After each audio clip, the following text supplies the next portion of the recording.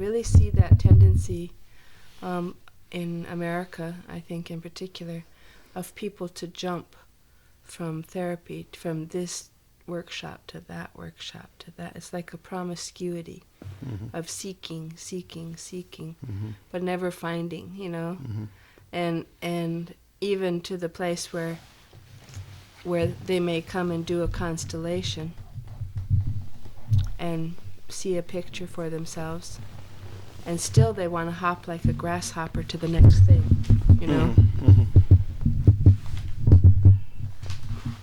It's almost like somebody who can't get fed, And I just see this in so many people that I'm curious if you have any thoughts about that. You're recording? Yeah. Already? Yeah. Okay. All right, shall we start with that one? Yeah.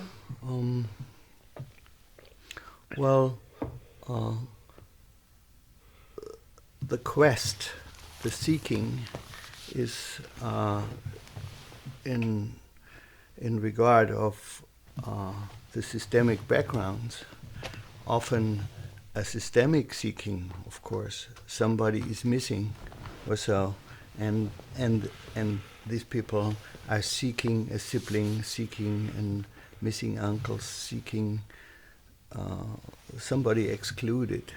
It might be a baby, an abortion even, if the abortion was a little late, 2.5 to 3 months or something of pregnancy, that would already count. The soul, so to say, would count a place in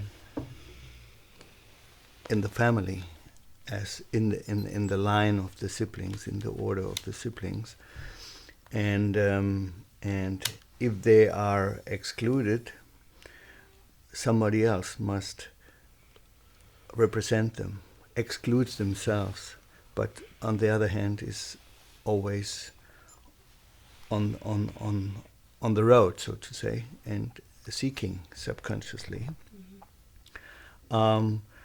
This is one layer to it often. Another layer is, as you said, they are not fed. They don't feel fed. So there might be an interruption of the original, the basic reaching out movement of the child toward the mother.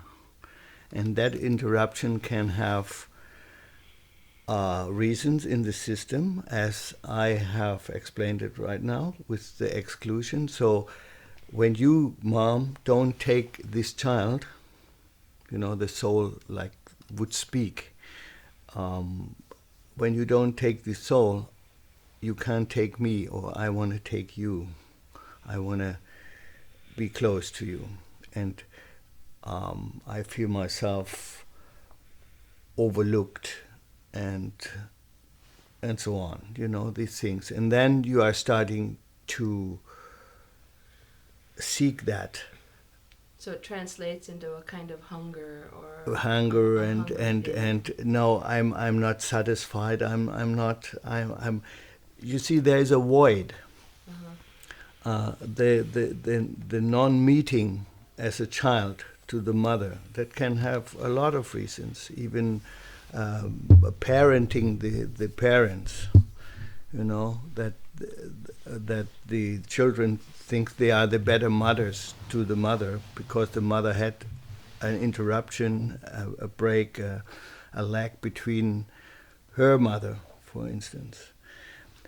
And so the child thinks, I have to feed my mother, and ridiculous things like this.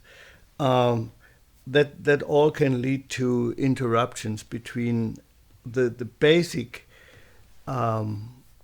primary love between a child, primary bond and love between the child and the mother. And if we could restore that, the hunger should stop. The same applies to the father also, of course. And that search is that search, that lack of having received the life from the parents fully, and have received and accepted the parents, that creates a void. And often this void is that big that you fall into that void in a way. And this falling into the void, that is the depression, the essence of the depression, as we observe it in our Now, work. do you see it as different here in the United States than it is in Germany? I mean, in terms of that sort of incessant seeking. Well, I've seen that in Germany, in other European. I'm working in Belgium, for instance. I have seen all the things in all countries. Yeah. I think what's maybe a little bit more here is that people have this attitude, are trained in consuming. You see, consuming, buying. You know, there is a deep belief in all the capitalist states, but the people of those states. But in America, that's always on the top here, that you can buy the things, and so to go to workshops is a kind of shopping, workshopping, so to say. And they go from one shopping to the next and try to feed themselves, to fill the void, to fill the gap. And that is not possible. You know, as more as you consume, as more you are disappointed, and as more you create a hole. And